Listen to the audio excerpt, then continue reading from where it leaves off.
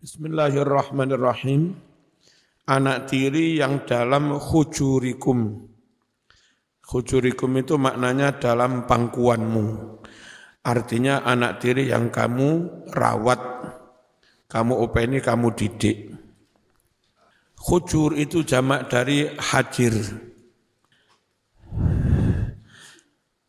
Al-hajir utawi lafat al-hajir bil fathi dengan menfathah ha wal kasri dan mengkasroh ha, boleh hajar boleh hijr. Maknanya al-hadnu hadonah, merawat anak. Wa huwa makanu ma yuhjar. Wa huwa utawi hajar iku makanu ma panggonane barang. Yahjuru kang membatasi hu ing ma sapa lingsanu manungso, kaya kamar dibatasi dengan tembok, itu namanya hajar atau hijr. Wa yahutulan mengelilingi sapa wong hu ing ma baina adutaihi antara lengan atasnya wasaidahi dan lengan bawah. Segini ini sesuatu yang dibatasi seluas tangan begini namanya satu hajar. Ini adud, ini said. Wa yuqalu dan ucapake fulanun fi hajri fulan atau fulanun fi hijri fulan. Fulan ada dalam pangkuan si fulan. Apa maksudnya? Fulan itu diopeni oleh si fulan. Istilahnya gitu ya. Maksudnya fi kanafihi, fulan ada dalam perlindungannya, wari'ayatihi dan dalam penjagaannya, wa fi tarbiyati dan ada di dalam pendidikannya. Namanya hijr. Terus hijr yang aslinya ruangan terbatas, kamar atau sebatas tangan begini, kok maknanya jadi anak yang ada dalam pemeliharaan. Kenapa kok jadi begitu maknanya? Wassabab fi hadhil isti'arah, utawi sebab adanya isti'arah ini, kiasan ini adalah anna kullaman rabba tiflan, bahwa setiap orang yang mendidik membesarkan seorang anak, biasanya ajlasahu, dia melungguhkan anak itu fi hijri dalam pangkuannya. Biasanya nek wong open-open anak kan dipangku, ya dilungguhne di pangkuannya. Makanya fi hujurikum fi hijrikum maknanya jadi anak yang dalam pemeliharaan. Makna aslinya anak yang ada dalam pangkuanmu, ya. Fasarul hijru ibaratan anit tarbiyah. Jadilah lafaz hijru yang aslinya makna pangkuan ibaratan anit tarbiyah menjadi istilah dari tarbiyah, merawat, mendidik. Kama yuqalu, sebagaimana diucapkan, fulanun fi hadanati fulan. Fulan ada dalam perawatan si fulan. Padahal aslunya wa asluhu minal hadni. Hadanah itu asal katanya dari hadn. Anak tiri yang telah kamu dukhul ibunya. Berarti kalau ibunya dinikah tapi belum didukhul, lalu ibunya dicerai, boleh dia menikahi mantan anak tiri. Yang enggak boleh itu kalau ibunya sudah didukhul. Apa maknanya dakhaltum bi? Qala fil qamus dakhala bimra'atihi. Orang itu mendukhul istrinya. Maknanya apa? Kinayatun anil jima. Istilah itu kiasan dari istilah jima. Wa ghalaba isti'maluhu fil wad'il halal. Wa ghalaba dan telah lumrah isti'maluhu penggunaan lafad dukhul fil wad'il halal dalam kasus atau kejadian jima yang halal, bukan zina. Enggak ada orang Arab menyebut zina itu dukhul. Tapi kalau suami istri sah, lalu suami istri melakukan, orang Arab nyebutnya dukhul. Jadi enggak sembarang jima disebut dukhul. Kalau jima itu di luar nikah, zina, orang Arab enggak menyebut dukhul. Sudah lumrah penggunaan lafadz dukhul itu untuk kasus jima yang halal. Wal mar'atu madkhulun biha. Istri itu istilahnya madkhul biha. Istri yang sudah dijima suaminya namanya istri itu madkhulun biha, ya. Wa minhu ad-dakhlatu lailataz zafaf. Dari istilah dukhul maknanya jima ini pula, di Arab ada istilah ad-dakhlah pada malam pertama. Jadi dukhul pertama kali orang Arab menyebutnya dakhlah. Itu hanya terjadi di malam pertama untuk istri yang perawan. Kalau istri yang sudah enggak perawan, ya enggak disebut dakhlah. Ya. Bismillahirrahmanirrahim. Ini beda istilah ya. Orang Indonesia menyebut itu namanya malam pertama. Orang Arab enggak menyebut lailah ula. Zaman berbahasa Arab, tazawwaju bi fulana summa fil lailatil ula. Enggak begitu orang Arab berbahasa, Mas. Ya, tapi lailataz zafaf. Zaman menterjemahnya ya terjemah kayak Indonesia, malam pertama. Sekalipun zafaf maknanya temu manten. Ojo dimaknai malam temu, gitu dok. Ya kecut malam temu dok, Mas. Itu beda bangsa, beda berbahasa ya. Ringan tangan, itu kalau kita orang yang suka menolong, ringan tangan.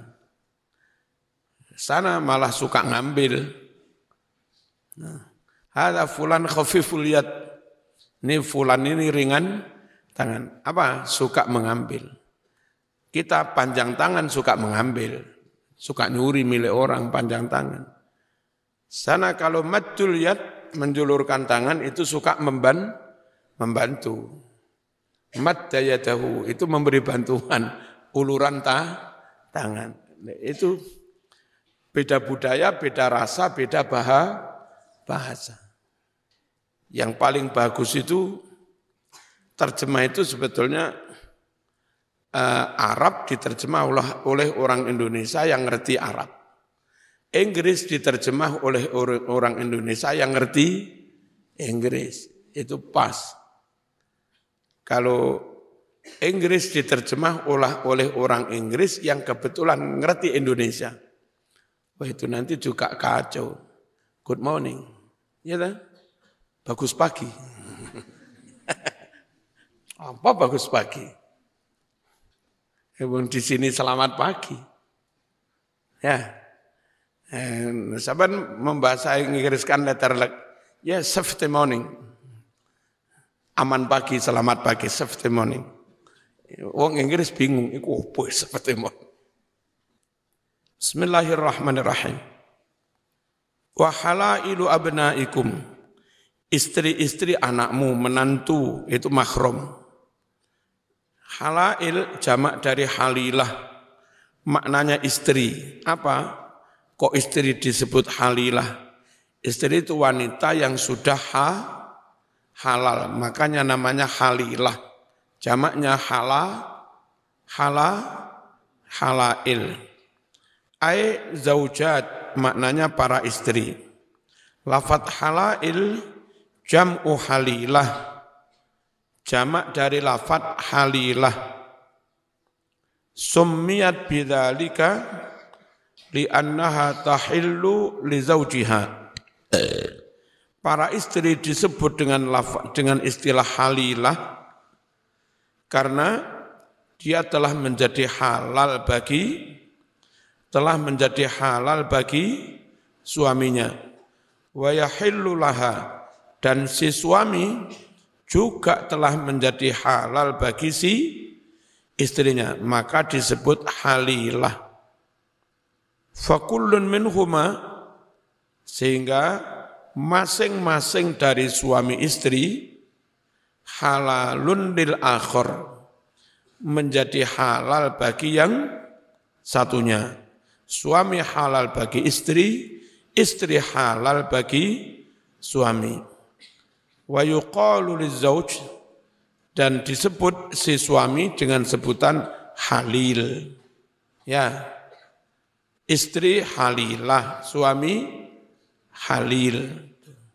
Wal muhsanat, wanita yang sudah punya suami, sudah nikah.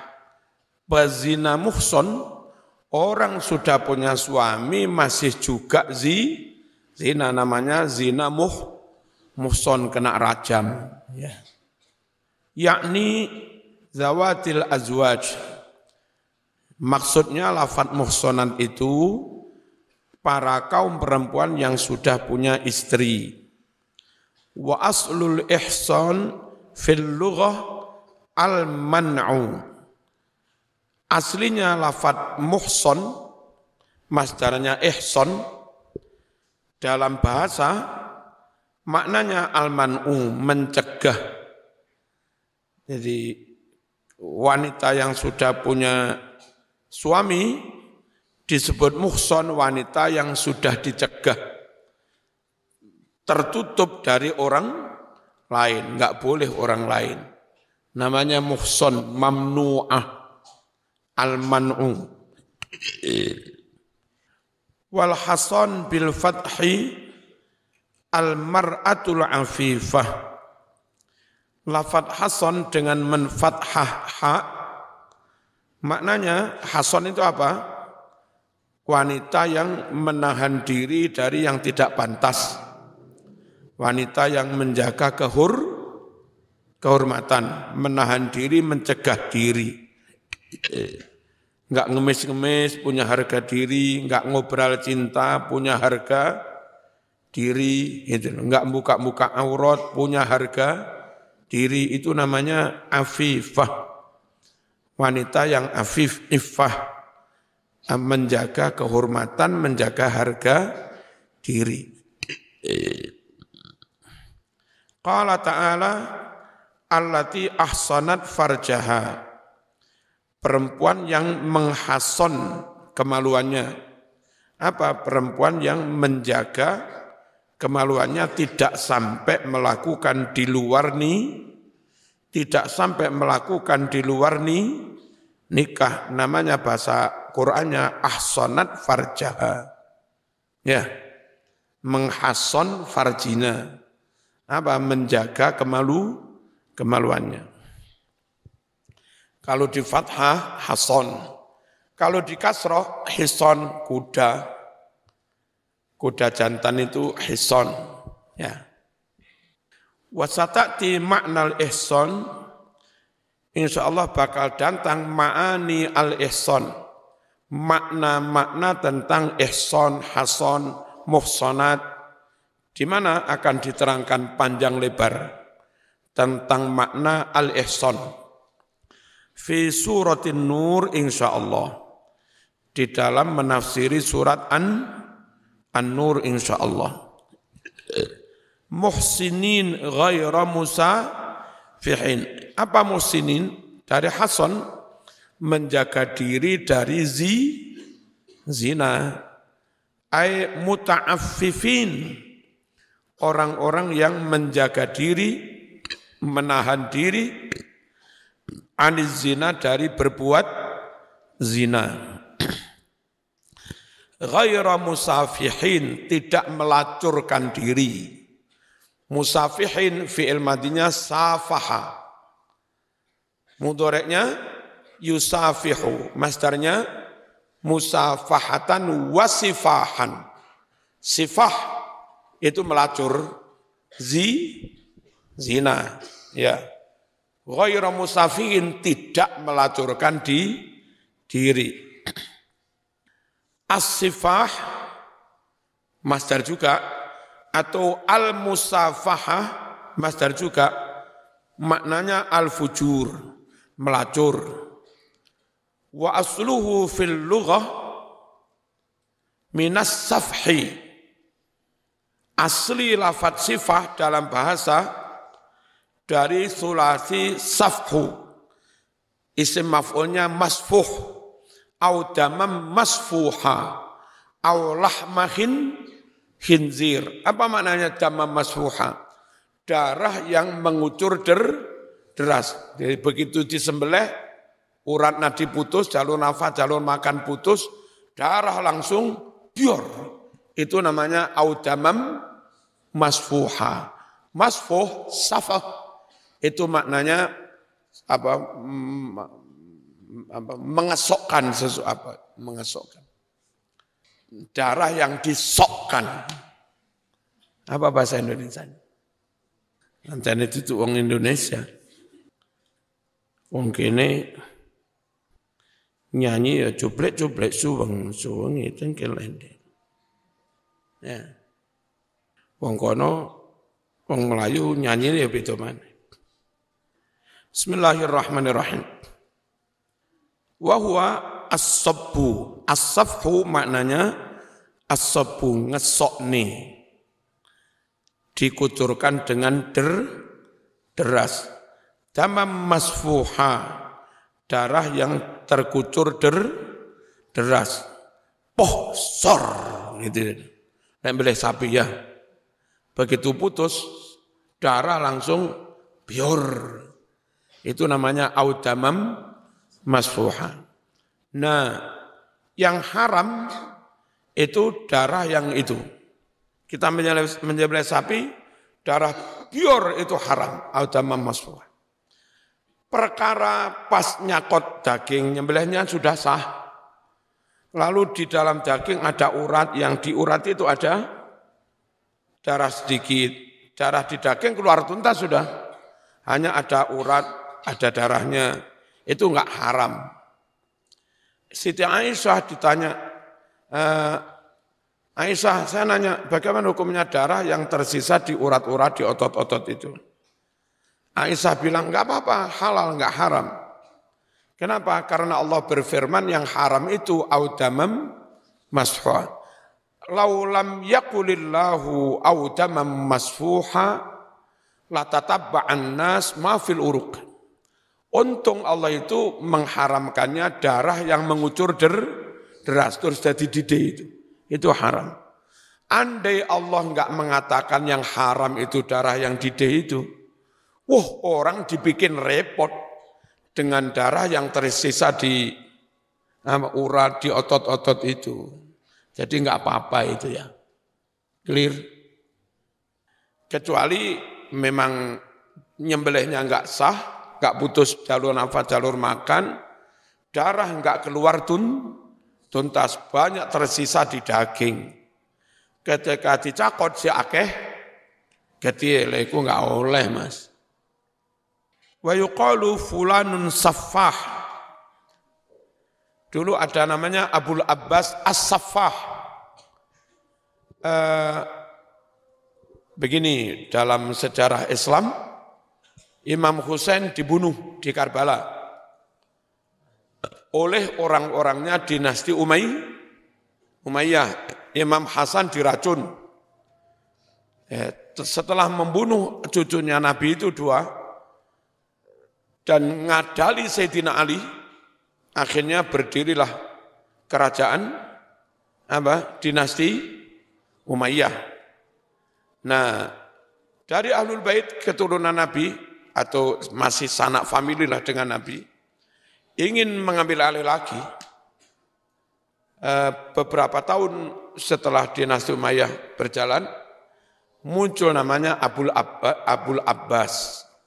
Ya, itu masih keturunan Sayyidina Abbas, keponaknya Kanjeng Nabi, masih masuk kategori Ahlul Bait itu. Itu memberontak dinasti Umayyah dan nggak jauh dari Karbala itu berhasil membantai sekitar 5.000 orang. Balas dendam yang dulu itu. Nah, karena membantai sekian banyak orang, maka dia dapat julukan Abul Abbas As-Saffah, sang orang yang suka mengalirkan darahnya orang lain. Nggak tanggung-tanggung, Mas, sehari nyembelih berapa ini. Terus disebutlah dinasti Abbasiyah. Dia namanya Abul Abbas As-Saffah. Dinastinya disebut nama Abbas, dinasti Abbasiyah. Itu sejarah. Untuk Indonesia sudah enggak atas nama dinasti. Enggak atas nama apa? Nanti kayak orang Arab lagi. Ini bukan negara suku, bukan negara dinasti. Ini rumah bersama, didirikan oleh bersama. Ayo kita jaga, kita rawat bersama. Kepemimpinan ayo dirembuk bersama, kan begitu. Dan ayo dinikmati bersama. Itu konsep NKRI seperti itu. Kalau konsep Saudi itu negara suku. Suku kuat merontak, kebetulan Najd itu Wahabi akhirnya menguasai suku-suku yang lain. Quraisy tenggelam, Tamim tenggelam, terus Hijaz tenggelam. Yang dulu Ashabat Ansor itu, apa namanya dulu, Madinah yang dulu apa namanya? Yasrib juga tenggelam, enggak berkuasa gitu. Yang berkuasa dari Najd itu Wahabi. Yang kebetulan dulu Abu Jahal itu juga dari Najd. Jadi orang-orang Najd itu punya karakter enggak jauh-jauh dari. Dan itu sekarang sedang berkuasa. Repotnya kalau enggak dirembuk bareng-bareng begitu, itu mesti kelompok lain, suku lain yang merasa didolimi, lari ke luar negeri, terus lobi membangun kekuatan. Terus nanti datang kudeta, nggak mari-mari sehingga negara itu berganti, kasihan rakyat jadi korban. Sebetulnya lebih enak model Indonesia kayak begini, ayo duduk bersama, dirembuk bareng. Ngerti ya? Namanya juga ngerembuk bareng, kadang Islam kehilangan dikit, kadang non-Muslim juga kehilangan dikit. Ya, sesekali kadang di Jawa Timur Kapoldanya non-Muslim. Untuk supaya Bali, NTT mau diberi Kapolda Muslim. Ya kayak begitu, ijol-ijolan Mas.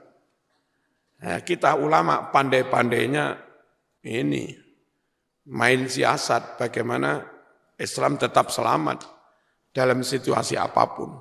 Sebab kalau misalnya wong Jawa kaku, di Jawa semua pejabat harus Muslim, non-Muslim tolak. Orang Bali jadi kaku juga, di Bali semua pejabat harus Hindu, di NTT semua pejabat harus Katolik, kalau enggak Katolik ditolak.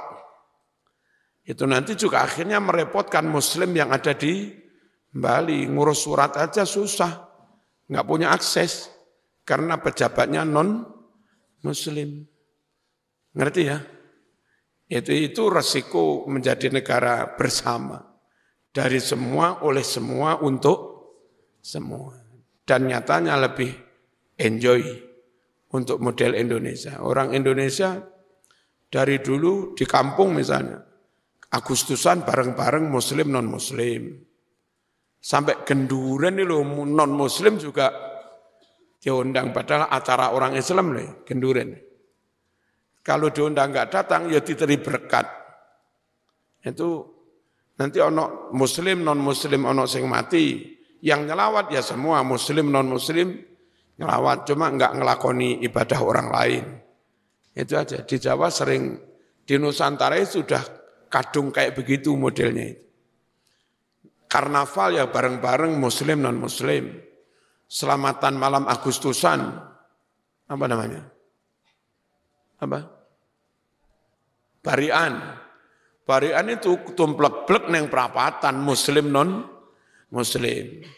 Cuma anehnya non-muslim juga tahu diri. Ini berkatku ini enggak halal. Sembelihanku enggak halal. Nanti muslim enggak mau makan. Karena non-muslim tahu diri, itu kalau mau acara barian, genduren kampung, ayamnya itu dibawa ke Pak Mudin.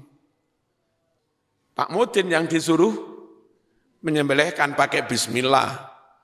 Sehingga berkatnya non-muslim pun ya dijamin halal, karena yang nyembelih Pak Mudin, kayak begitu.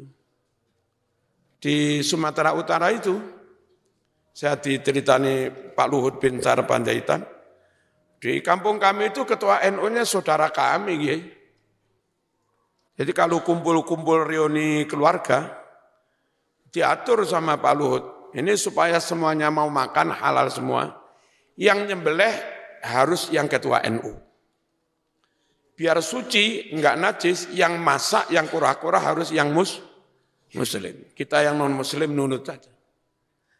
Indonesia itu kayak begitu, dikai gampang, enggak dikai ruwet, jadinya enak ya. Bismillahirrahmanirrahim. Fulanun saffah, apa maknanya? Saffakun littima, suka menumpahkan darah, saffak. Summiya zina sifahan, zina disebut sifah, melacur. Li'annahu la gharada lizzani illa safhan nutfah. Sebab enggak ada tujuan lain bagi pelacur, pezina, kecuali hanya ingin menumpahkan mani saja. Orang zina enggak ingin punya anak. Yang penting sudah keluar mani, enak, lega, sudah. Karena inginnya hanya keluar sperma, keluar mani aja, maka orang zina disebut sifah. Sifah dari kata-kata safku, menumpahkan maknanya. Ngesok nih. Kenapa zina disebut sifah yang maknanya ngesok nih? Karena orang zina itu maunya hanya ingin menumpahkan sperma. Enggak ingin ada anak karena khawatir bertanggung jawab.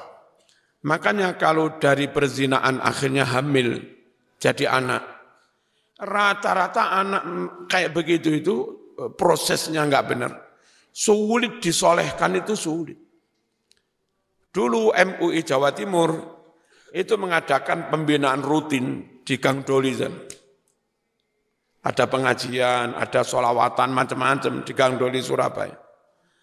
Tapi karena yang dibimbing itu anak-anak yang lahir dari proses kayak begitu, meskipun bisa ngaji sampai apal juz amma macam-macam, yang ngelakuin itu lagi. Kembali lagi. Susah sekali disolehkan, didandani. Salah ket kawitane gitu. Apa salah kawitane? Tanah yang ngono kuwi wis. Ya. Dan dulu ke Imam Surawardi Blitar, dawuh kenapa anak hasil zina itu kok angel dididik? Memang itu doa bapaknya biologis itu. Ketika melakukan zina. Kalau orang suami istri kan bismillah ya Allah anugerahkan untuk kami anak cucu yang soleh-solehah, kan begitu. Ya, jauhkan kami dari setan. Jauhkan pula setan dari anak cucu kami. Janibna syaitan wa janibna syaitan marazaqtana. Itu kalau nikah sah, doanya seperti itu. Kalau zina enggak ada yang doa seperti itu. Saking khawatirnya hamil gendaannya itu. Maka dia berdoanya, ya, muga-muga gak dadi menungso. Muga-muga gak dadi menungso, ngono. Khawatir hamil. Endongane muga-muga gak dadi menungso. Bareng lahir jasad kayak menungso, kelakuannya kayak bedes. Karena memang biyen dongane ya ngono kuwi. Muga-muga apa mong? Muga-muga gak jadi menungso ya pas cocok karo dongane biyen. Nah, jadi wasa asabila. Sungguh zina itu cara yang sangat jelek. Enggak tanggung jawab. Anaknya kacau, anaknya terlantar, enggak dididik, hanya menjadi ngerepotkan dana negara. Orang Jawa dulu menyebutnya jadi sampah masyarakat. Itu apa tadi? Karena itu disebut wasa'a sabila. Sungguh zina itu cara yang sangat jelek.